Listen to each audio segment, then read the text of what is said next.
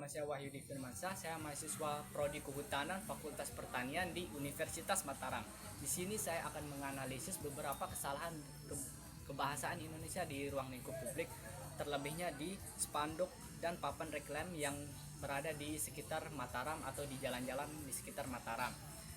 Bahasa mencerminkan cara berpikir masyarakat dan sikap masyarakat. Sayangnya kita masih banyak menemui kesalahan dalam kebahasaan Indonesia, yang terlebih lagi yang berada di ruang lingkup Kota Mataram. Dalam video ini saya akan menelaah dan menganalisis beberapa kesalahan dan memberikan contohnya beserta dengan memberikan pembahasan berdasarkan Kamus Besar Bahasa Indonesia, ejaan yang disempurna, serta pedoman umum ejaan bahasa Indonesia. Contoh yang pertama adalah yang seperti di atas. Foto papan layanan yang bertuliskan print, fotokopi, penjilitan, dan scan berkas, serta cetak foto. Papan ini menawarkan berbagai layanan percetakan, namun mari kita telaah dari sisi kebahasaannya. Fotokopi adalah bentuk kata tidak baku. Menurut KBBI, penulisan yang benar adalah fotokopi. Scan merupakan kata serapan dari bahasa Inggris. Bentuk bakunya dalam bahasa Indonesia adalah pindai. Yang ketiga yaitu penjilitan, lebih tepat ditulis dengan penjilidan, sesuai dengan kaidah pembentukan kata yang berimbuhan. Maka frasa yang sesuai kaidah adalah print, fotokopi, penjilitan, pindai berkas, serta cetak foto.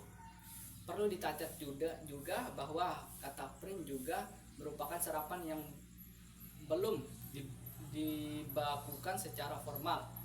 Sebagai alternatif dapat digunakan kata cetak.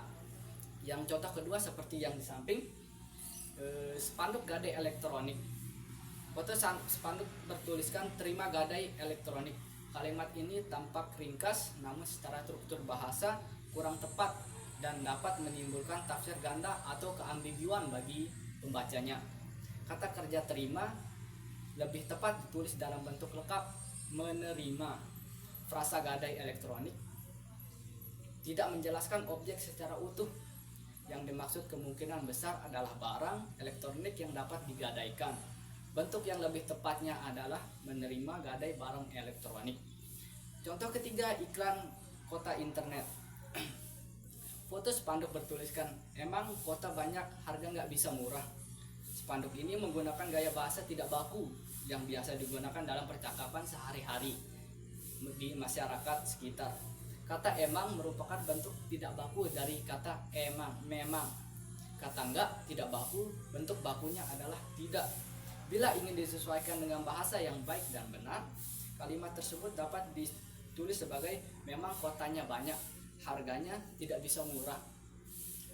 Namun dalam konteks promosi dan strategi pemasaran, gaya bahasa informal kadang sengaja dipilih karena lebih menarik perhatian kalangan muda, terlebihnya Gen Z.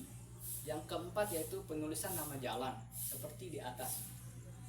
Penulisan singkatan juga penting diperhatikan.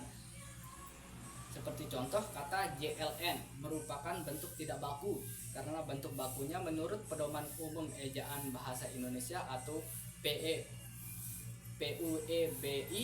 Singkatan yang benar kata jalan adalah J huruf kapital, L huruf kecil, kemudian disusun dengan tulisan selanjutnya dengan huruf kapital di awal dan tanda titik setelahnya. Maka penulisan yang tepat adalah J huruf kapital, L huruf kecil, kemudian titik, dilanjutkan dengan panji tilar. Yang contoh terakhir yang saya temukan sebagai berikut. Penggunaan nama usaha seringkali tidak mengikuti kaidah bahasa baku seperti bahasa Indonesia atau ejaan yang sudah disempurnakan. Seperti pada contoh ini, Tupperware adalah ejaan lama dari kata dapur yang tidak lagi digunakan dalam ejaan resmi bahasa Indonesia setelah tahun 1972. Meski secara hukum tidak dilarang, ejaan seperti ini bisa membingungkan pembacanya, atau terutama bagi pelajar atau warga negara asing yang sedang singgah atau yang sedang mempelajari bahasa Indonesia. Penggunaan eja yang sesuai dengan dan tetap dianjurkan kecuali dalam konteks merek dagang, atau gaya visual tertentu. Kesalahan berbahasa di ruang publik bukan hanya masalah sepele, ia mencerminkan seberapa besar kita menghargai bahasa nasional kita. Mari kita mulai dari hal yang kecil, menuliskan dengan benar, membaca dengan teliti, dan menggunakan bahasa Indonesia sesuai dengan kaidah-kaidah kebahasaan Indonesia atau yang sudah disesuaikan. Karena bahasa yang terawat adalah cermin dari bangsa yang beradab. Sekian dari saya. Terima kasih.